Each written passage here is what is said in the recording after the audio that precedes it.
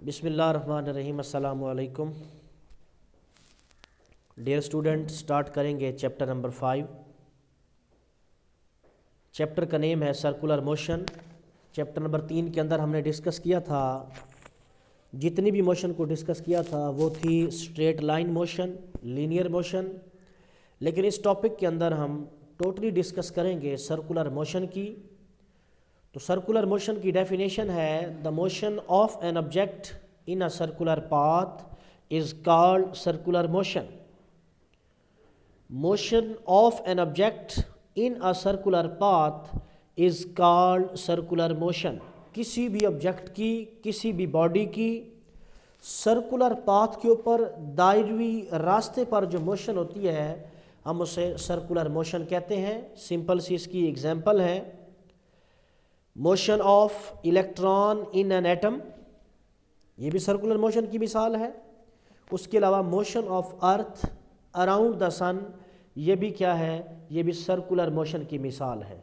इसके अलावा एक और भी आपने इसकी एग्जांपल पढ़ रखी है चैप्टर नंबर 2 9th के अंदर, motion of moon around the earth, ये भी क्या है, सर्कुलर मोशन की डेफिनेशन है, उसकी एग्जांपल है।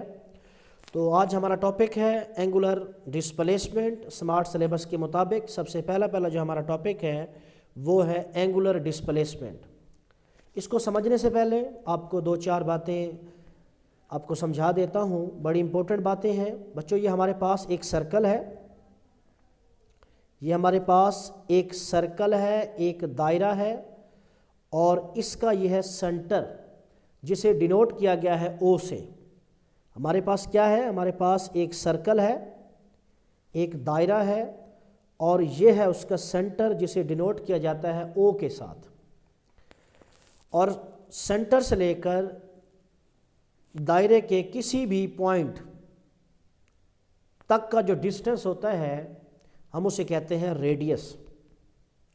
कंसीडर करते हैं हमारे पास एक पार्टिकल है, हमारे पास एक जिस्म है, हमारे पास एक बॉडी है, जिसको डिनोट किया गया है P के साथ, और उसका जो मास है वो m है, और वो एक सर्कल, जो कि मैंने आपको बताया है, ये हमारे पास एक सर्कल है और इसका रेडियस r है, इस पर ये मूव करता है।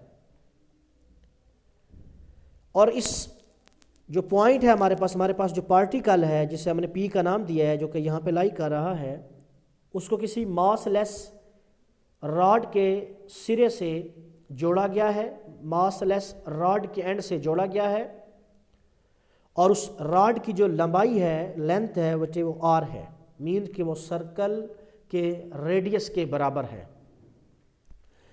अब जो कि हमारे पास एक रॉड है, इसका एक सिरा फिक्स है, जिसने इस पॉइंट O के गिर्द क्या करना है, इसने घूमना है, और इसका जो दूसरा एंड है उसके साथ एक पार्टिकल P यहाँ पे अटैच है, जिसने सर्कुलर पाथ पर क्या करना है, मूव करना है।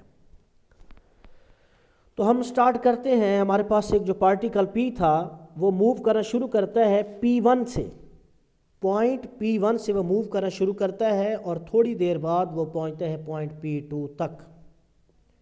दोबारा फिर सुने, हमारे पास एक पार्टिकल P है जो कि यहाँ P1 पर है,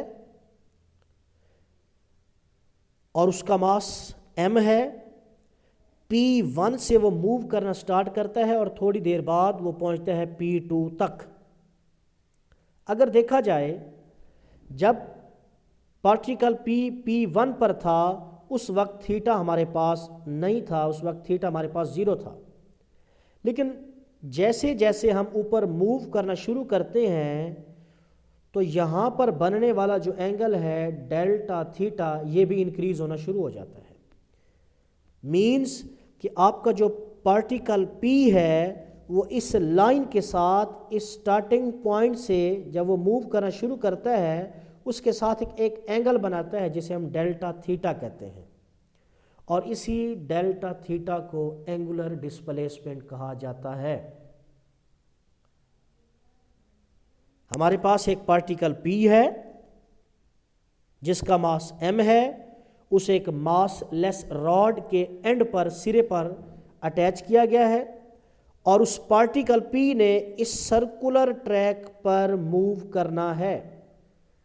बार बार मैं इन बातों को रिपीट कर रहा हूँ ताकि आप इसके मुतल्लिक़ जितने भी कंसेप्ट उनको क्लियर करें। उस पार्टिकल P ने मूव करना शुरू किया है P1 से, मीन्स शुरू के अंदर स्टार्टिंग पॉइंट जिसका है वो है P1। वो मूव करना शुरू करता है और थोड़ी देर बाद वो पहुंचता है P2, मीन टाइम t के बाद। और यहाँ पर जो एंगल बनता है डेल्टा थीटा, इसी को हम कहते हैं एंगुलर डिस्प्लेसमेंट। तो डेफिनेशन की तरफ मूव करते हैं। Angular displacement is defined as angle delta theta subtended at the centre of circle.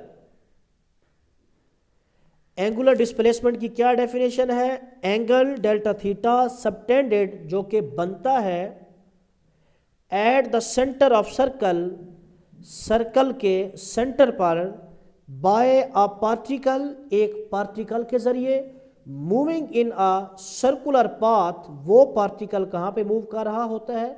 Circular path पर मूव कर रहा होता है। ये वो एंगल है, ये देखिए, ये वो एंगल है जो सर्कल के सेंटर पर बनता है, ओ पर बनता है, और बनाता कौन है? एक पार्टिकल P जो कि मूव कर रहा है इस सर्कुलर पाथ के ऊपर। दोबारा फिर डेफिनेशन को सुने। Angular displacement is defined as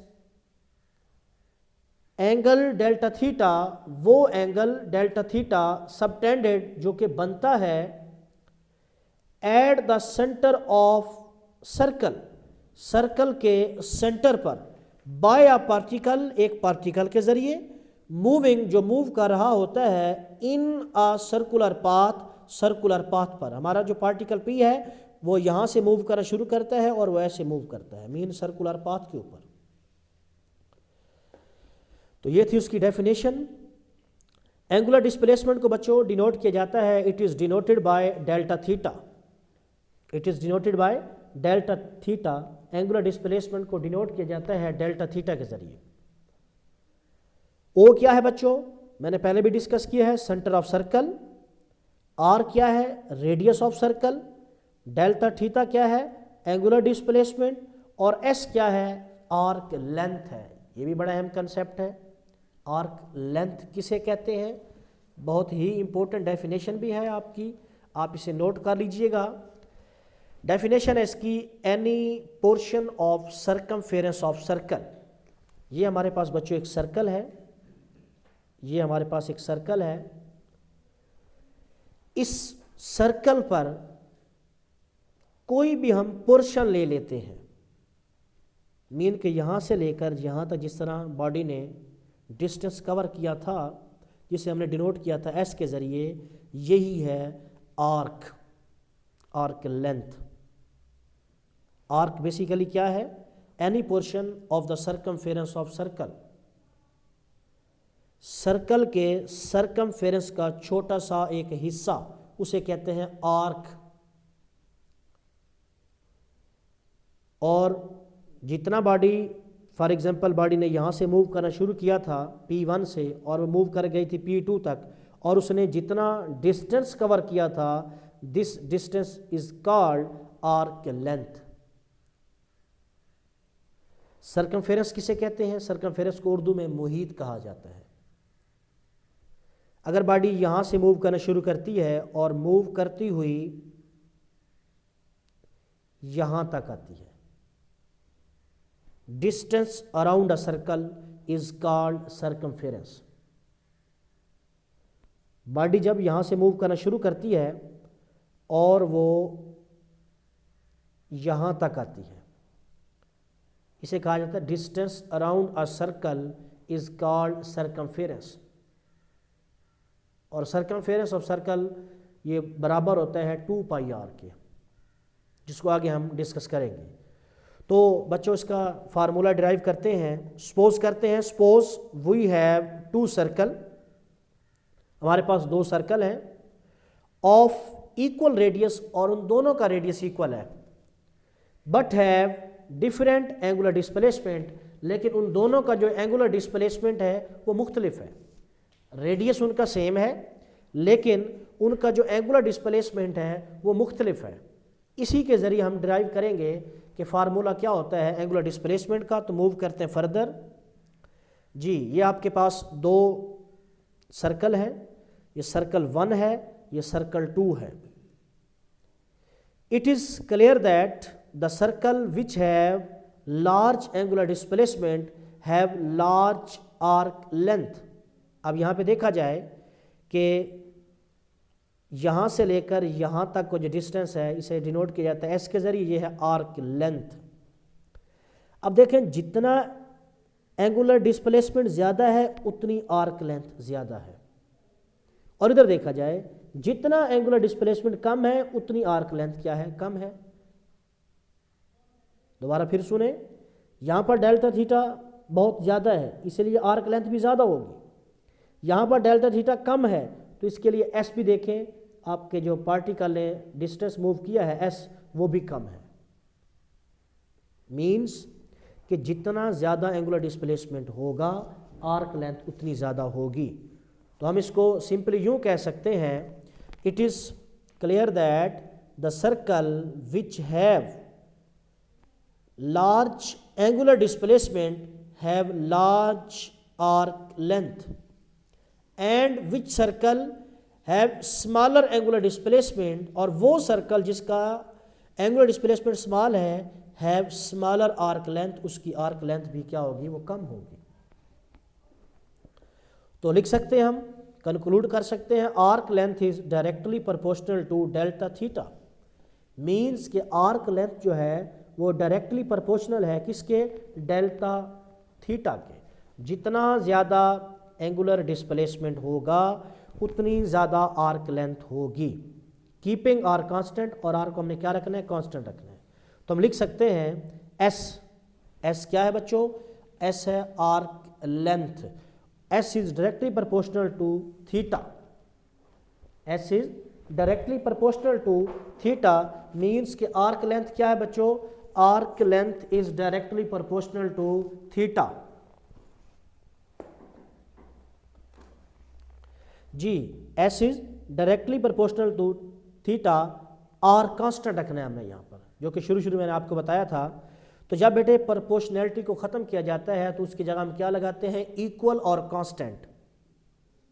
जब प्रोपोर्शनैलिटी को ख़त्म किया जाता है तो उसकी जगह हम क्या लगाते हैं, इक्वल और कांस्टेंट। जब प्रोपोर्शनैलिटी को ख़त्म करेंगे तो हमारे पास क्या आएगा, S is equal to are theta, S is equal to are theta. यहाँ पर आर क्या है, radius of circle which is constant.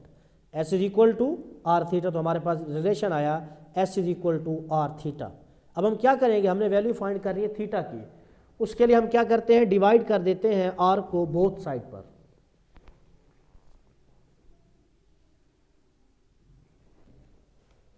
Ji, S is equal to are theta, हमने वैल्यू फाइंड करनी है थीटा की, तो उसके लिए हम क्या कर देंगे, दोनों साइडों पे आर को डिवाइड कर देंगे।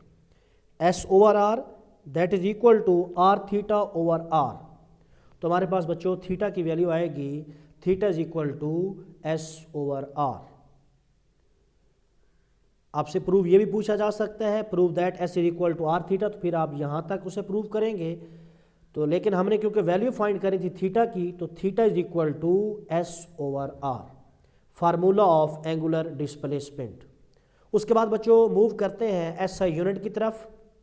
हमारे पास फार्मूला है theta is equal to S over are.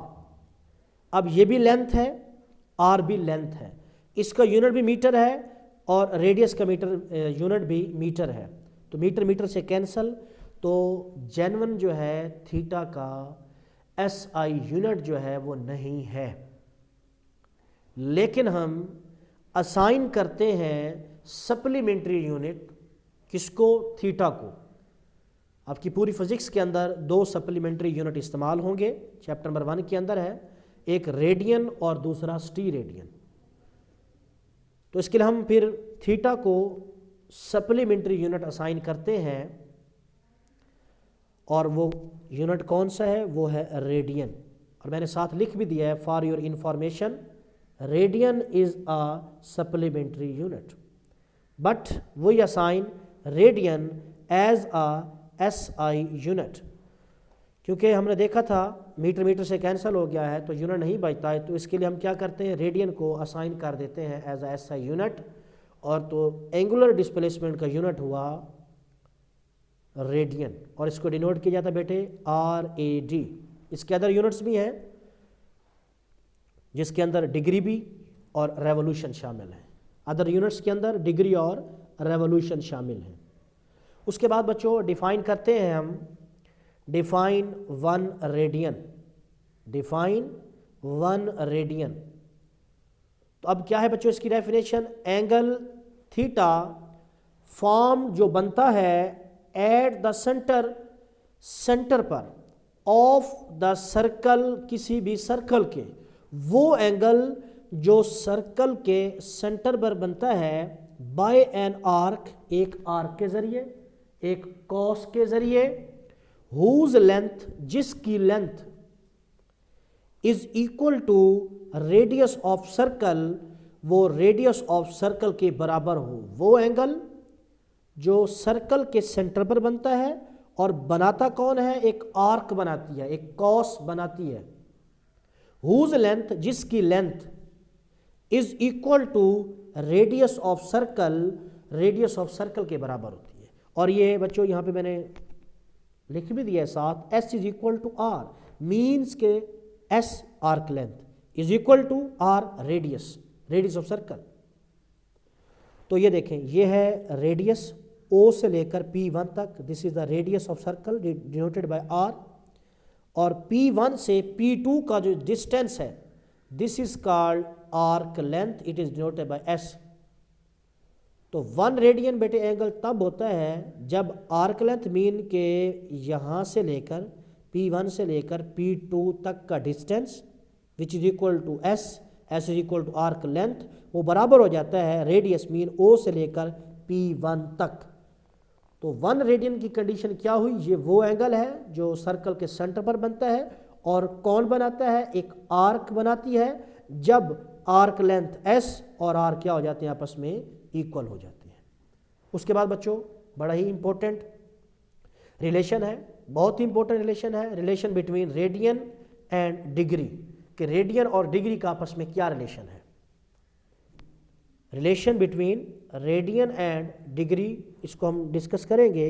या एक और तरह से भी आपसे क्वेश्चन पूछा जा सकता है, 1 radian is equal to 57.3 degree, बहुत ही इंपॉर्टेंट शॉर्ट क्वेश्चन है और बार बार आपके एग्जाम के अंदर ये आ चुका है। Prove that 1 radian is equal to 57.3 degree, important भी है और इजी भी है। फॉर 1 कंप्लीट रेवोल्यूशन, जब बॉडी एक चक्कर मुकम्मल करती है, मीन्स कि वो P1 से स्टार्ट करती है और पूरा एक चक्कर काट कर कहाँ पे आती है, P1 तक, तब बॉडी क्या करती है, एक रेवोल्यूशन मुकम्मल करती है। और जब बॉडी बच्चों एक रेवोल्यूशन मुकम्मल करती है तो आर्क लेंथ जो होती है S, वो इक्वल होती है बच्चों 2πr के। तो S किसके इक्वल आ जाता है, 2πr, this is the circumference of circle. ये किसके बराबर है, सर्कमफेरेंस ऑफ द सर्कल। और मैंने साथ लिख भी दिया है, जब बॉडी एक कंप्लीट रेवोल्यूशन मुकम्मल करती है, arc length become equal to circumference, कि वही जो आर्क लेंथ है वो किसके बराबर आ जाती है, सर्कमफेरेंस ऑफ द सर्कल। तो S is equal to 2πr, S क्या है बच्चों, सर्कमफेरेंस ऑफ सर्कल या आर्क लेंथ। उसके बाद जब बॉडी जाहिर सी बात है एक रेवोल्यूशन मुकम्मल करेगी तो थीटा कवर होता है बेटे 360 degree, 360 degree. For 1 complete revolution, दायरे के एक मुकम्मल चक्कर के अंदर एंगल कितने होते हैं बेटे, 360 डिग्री। तो theta is equal to 360 degree. ये दो बातें आपने याद रखनी, इसको मैंने पुट कर देना है।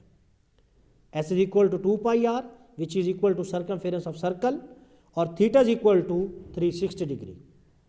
जी वी नो दैट, हम जानते हैं, जिस तरह हमने अभी रिलेशन निकाला था थीटा का, theta is equal to S/R, theta is equal to S over R, और थीटा बेटे किसके अंदर होगा, रेडियन के अंदर, क्योंकि इसका ऐसा यूनिट है जो कि हमने असाइन किया था उसे by the means of supplementary unit. तो थीटा किसके अंदर होगा, रेडियन के अंदर होगा। Put value of S and theta, put करेंगे हम वैल्यू किसकी बेटे, एस की और थीटा की। तो हमारे पास थीटा की जगह क्या आएगा बेटे, 360 degree, that is equal to, और एस की जगह 2 pi are over r into radian.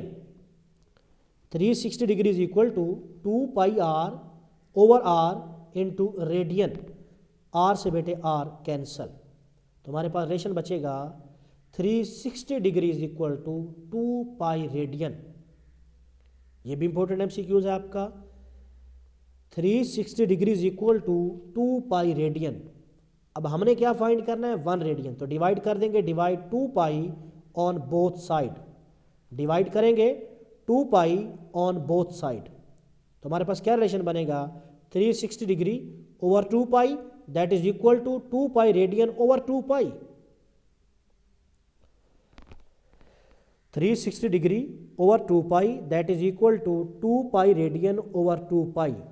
2 pi से 2 पाई कैंसल, आपके पास बचेगा 1 radian. 1 radian is equal to 360 degree over 2 pi. 360 degree over 2 pi, तो 2 वैसे का वैसे बच्चों, पाई की वैल्यू होती है आपके पास 3.14। जब हम इनको डिवाइड करेंगे तो हमारे पास आंसर आएगा 1 radian is equal to 57.3 degree, और यही हमने प्रूव करना था। 1 radian is equal to 57.3 degree. तो बेटे बहुत ही इंपॉर्टेंट एक एमसीक्यूज़ है आपका, बहुत ही इंपॉर्टेंट एमसीक्यूज़ है कि जब बॉडी एक रेवोल्यूशन मुकम्मल करती है तो थीटा कवर होता है 360 डिग्री, और जो डिस्टेंस कवर होता है, मीन के हम बॉडी जो पूरा एक राउंड ट्रिप मुकम्मल करती है, तो एस जो कवर होता है which is equal to circumference of circle, वो होता है 2 पाई रेडियन। इसी से रिलेटेड बहुत से एमसीक्यूज पूछे जा सकते हैं, जिसको आपने याद रखना है जी। उसके बाद हमने क्या प्रूव करना है, हमने प्रूव करना है कि अब पहले हमने प्रूव किया 1 रेडियन कितने डिग्री के बराबर होता है, अब हम प्रूव करेंगे कि 1 डिग्री कितने रेडियन के बराबर होता है। पहले था 1 रेडियन कितने डिग्री के बराबर, अब 1 डिग्री कितने रेडियन के बराबर होगा। तो फिर हम यूज़ करेंगे वही relation, theta is equal to S over R, theta is equal to S over R. Value put कर देंगे, put again value of S and theta, तुम्हारे पास रिलेशन आएगा इसी उसके अंदर, इक्वेशन के अंदर हम पुट करेंगे 360 डिग्री, क्योंकि एंगल हमारे पास 360 डिग्री है, that is equal to 2 pi are over R radian. दोबारा फिर सुने, 360 डिग्री बेटे थीटा की जगह, और एस की जगह 2 pi are over r into radian, क्योंकि एंगल हमेशा रेडियन के अंदर। तो हमारे पास क्या बनेगा बेटे, आर से आर कैंसल, तो आपके पास रिलेशन आएगा 360 degree is equal to 2 pi radian. अब बेटे हमने वैल्यू फाइंड करी 1 डिग्री की, तो हम क्या कर देंगे, divide 360 degree, divide 360 degree on both hand side. तो हमारे पास जब 360 डिग्री इधर भी हम डिवाइड करेंगे और इधर भी डिवाइड करेंगे, तो हमारे पास 360 डिग्री कैंसल, आपके पास बचेगा यहाँ पर 1 डिग्री, और इधर आएगा 2 pi over 360 degree into radian. तो जब 2 वैसे के वैसे, पाई की वैल्यू आप 3.14 पुट करेंगे और डिवाइड करेंगे 360 डिग्री पर, तो आपके पास बच्चों आंसर आएगा 1 degree is equal to 0.0174 radian. आपके पास 1 डिग्री किसके इक्वल आएगा, 0.0174 रेडियन। बहुत इंपॉर्टेंट आपका शॉर्ट क्वेश्चन है, इसको भी आपने नोट करना है, और आपसे एमसीक्यू पूछा जा सकता है 1 degree is equal to how many radian जी। उसके बाद साइन कन्वेंशन यूज़ करते हैं, for anti clockwise rotation delta theta is positive, कि जब कोई बॉडी एंटी क्लॉकवाइज मूव कर रही होगी तो आप डेल्टा थीटा की जो वैल्यू लेंगे वो लेंगे पॉजिटिव। और फॉर क्लॉकवाइज रोटेशन, जब एंटी क्लॉकवाइज बॉडी मूव करेगी तो एंगुलर डिस्प्लेसमेंट पॉजिटिव लिया जाता है, और जब बॉडी मूव करती है क्लॉकवाइज तो उसके लिए हम delta theta mean angular displacement हम लेते हैं नेगेटिव। उसके बाद नेचर की बात करते हैं कि आया कि ये स्केलर क्वांटिटी है या एक वेक्टर क्वांटिटी है, तो delta theta is a vector quantity. For smaller angle theta, कि जब एंगल बेटे थीटा कम होता है मीन्स स्मॉल होता है, तब ये क्या रहती है, ये हम इसे कंसीडर करते हैं कि ये क्या है, वेक्टर क्वांटिटी है। और हायर क्लासेस की बुक्स के अंदर ये नोट किया गया है कि जब एंगल 10 डिग्री से कम होगा तो हम कंसीडर करते हैं कि एंगुलर डिस्प्लेसमेंट क्या है, एंगुलर डिस्प्लेसमेंट एक वेक्टर क्वांटिटी है। और एंगल कम से कम कितना होना चाहिए, जब 10 डिग्री से कम होगा तब हम इसे कंसीडर करेंगे। ये बात आपकी बुक के अंदर मेंशन नहीं है, तो ये आपकी इन्फॉर्मेशन के लिए कि जब एंगल 10 डिग्री से कम होगा तो हम कंसीडर करते हैं कि एंगुलर डिस्प्लेसमेंट आपका क्या होता है, एक वेक्टर क्वांटिटी होती है। उसके बाद बच्चों डायरेक्शन ऑफ एंगुलर डिस्प्लेसमेंट, कि इसकी डायरेक्शन कैसे हम फाइंड करेंगे, तो for direction we use right hand grip rule. तो उसके लिए हम क्या यूज़ करेंगे, right hand grip rule use करेंगे। तो इसको आगे मेंशन किया गया है। तो इसके लिए हमने क्या करना है, grasp axis of rotation, axis of rotation को पकड़ें, इस तरह से ग्रास्प करें इन यूअर राइट हैंड, अपने दाएं हाथ में, अपने राइट हैंड में क्या करें आप, ग्रास्प करें एक्सिस ऑफ रोटेशन को। अगर एक्सिस ऑफ रोटेशन को अपने दाएं हाथ में यूँ पकड़ा जाए विद फिंगर्स, आपकी जो उंगलियां हैं, curling in the direction of rotation, कि आपकी जो फिंगर हैं वो शो करें, कर्लिंग फिंगर जो है वो शो करें डायरेक्शन ऑफ रोटेशन को। Then erect thumb indicate direction of angular displacement. तो क्या होगा, थंब जो है वो इंडिकेट करेगा डायरेक्शन ऑफ एंगुलर डिस्प्लेसमेंट को। ये है डायग्राम बच्चों आपके पास। ये आपके पास कोई सर्कल है और ये उसका सेंटर O है, और ये है वो लाइन जिसे हम कहते हैं एक्सिस ऑफ रोटेशन। आप 9th के अंदर इसे ब्रीफली पढ़ चुके हैं, चैप्टर नंबर 2 के अंदर। ये वो लाइन है जिसके अराउंड बॉडी क्या करती है, अब जिसके गिर्द बॉडी क्या करती है, मूव करती है। तो ये है बच्चों एक्सिस ऑफ रोटेशन, ये वो लाइन है जिसके अराउंड क्या करती है, बॉडी रोटेट करती है। अब यहाँ पे देखा जाए तो यहाँ पे जो हमने बॉडी की मोशन ली है ये एंटी क्लॉकवाइज ली है। क्या ली है बच्चों, एंटी क्लॉकवाइज। तो हमने क्या करना है, ये हमारे पास एक्सिस ऑफ रोटेशन, तो हमने अपने राइट हैंड में उसको यूँ एक्सिस ऑफ रोटेशन को ग्रास्प करना है, इस तरह उसे पकड़ना है कि ये जो फिंगर है, ये देखें आपको फिंगर जो दिखाई गई हैं ये शो कर रही हैं डायरेक्शन ऑफ रोटेशन को, कि बॉडी क्या कर रही है, ये मूव कर रही है एंटी क्लॉकवाइज। और ये साथ जो थंब है जो कि मैंने एरो के साथ शो किया हुआ है, ये शो करता है direction of angular displacement. Grasp पकड़े axis of rotation, axis of rotation को इन योर राइट हैंड, अपने राइट हैंड में। आप इसके सिंपल एग्जांपल आप क्या करें, आप एक पेन यूज़ करें, पॉइंटर यूज़ करें, मार्कर यूज़ करें, और उसको क्या करें, उसको अपने राइट हैंड में यूँ पकड़ें कि फिंगर जो हैं वो शो कर रही हूँ बॉडी की रोटेशन को, और साथ उसके अटैच तो थंब होगा वो इंडिकेट करेगा डायरेक्शन ऑफ एंगुलर डिस्प्लेसमेंट को। ये आप खुद भी इसको चेक कर सकते हैं। तो with fingers curling in the direction of rotation, के फिंगर की जो कर्लिंग है वो बता रही है डायरेक्शन ऑफ रोटेशन को। देन क्या होगा, erect thumb indicate direction of angular displacement, और थंब किसको शो करेगा, थंब शो करेगा डायरेक्शन ऑफ एंगुलर डिस्प्लेसमेंट को, और जो कि यहाँ पर दिखाया गया है। ये फिंगर है, कर्ल कर रही हैं, और ये क्या बता रही हैं कि आपकी बॉडी क्या कर रही है, एंटी क्लॉकवाइज मूव कर रही है, और जो इरेक्ट थंब है, ये जो सात थंब है, ये शो कर रहा है डायरेक्शन ऑफ एंगुलर डिस्प्लेसमेंट को। और ये बातें जो हैं आपकी टेक्स्ट बुक के अंदर भी मेंशन है। ये आपका बेटे पेज नंबर 100, ये डायग्राम है, फिगर है 5.1D, आप वहाँ से भी हेल्प ले सकते हैं अपनी टेक्स्ट बुक से। तो अब इसका हम जाहिर सी बात है रोज़मर्रा ज़िंदगी के अंदर भी इसको अगर आप चेक करना चाहते हैं कि एंगुलर डिस्प्लेसमेंट कैसे हम उसको फाइंड कर सकते हैं राइट हैंड ग्रिप रूल के ज़रिए, तो मैंने एग्जांपल लिखी है loosing of lid of bottle, कि बेटे जब आप बॉटल का ढक्कन क्या करते हैं, खोलते हैं। आप ख़ुद भी अपने घर के अंदर ये इसको डिमॉन्स्ट्रेट कर सकते हैं। जब बॉटल का ढक्कन क्या किया जाता है बेटे, लूज़ किया जाता है, तो हम क्या करते हैं, उस ढक्कन को हम घुमाते हैं एंटी क्लॉकवाइज। और देखा होगा तो जो ढक्कन होता है वो किधर मूव कर रहा होता है, वो मूव कर रहा होता है अपवर्ड। मीन्स कि वो जो एंगुलर डिस्प्लेसमेंट कवर कर रहा है वो कवर कर रहा है अपवर्ड डायरेक्शन के अंदर। outside of the plane along the axis of rotation।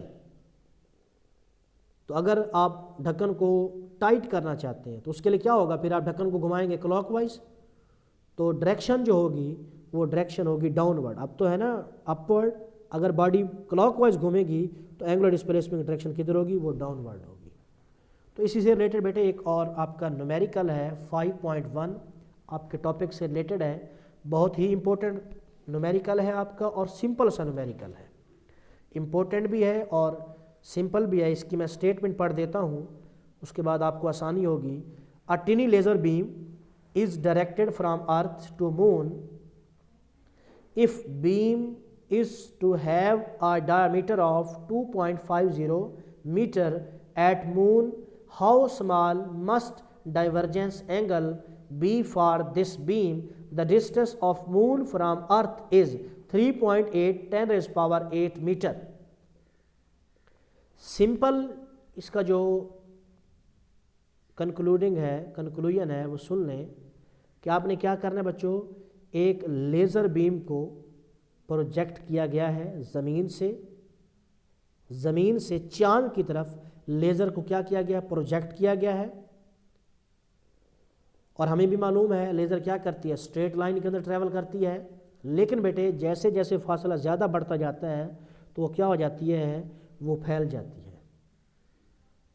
Laser move करती है स्ट्रेट लाइन के अंदर, ट्रैवल करती है स्ट्रेट लाइन के अंदर, लेकिन जैसे जैसे फासला इंक्रीज करता जाता है वो क्या हो जाती है, वो फैल जाती है। लेज़र जितनी फैलती है उसको हम यहाँ पर डिनोट करेंगे एस के साथ, और दोनों अर्थ और मून के दरमियान जो डिस्टेंस होगा हम उसे डिनोट करेंगे एस के साथ। ये देखें, ये आपके पास डायग्राम बच्चों, ये अर्थ है और मैंने डिनोट किया ई के साथ, और ये मून है।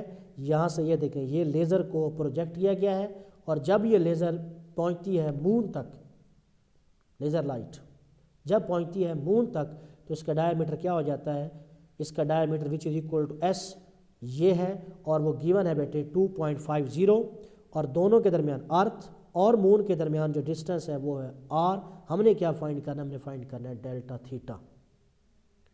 तो गिवन डाटा के अंदर बेटे एस किसके इक्वल है, 2.50 metre, R radius 3.8 10⁸ metre, find theta, theta हमने फाइंड करना है। हमारे पास रिलेशन है S is equal to are theta, और थीटा किसके इक्वल होगा, एस ओवर आर।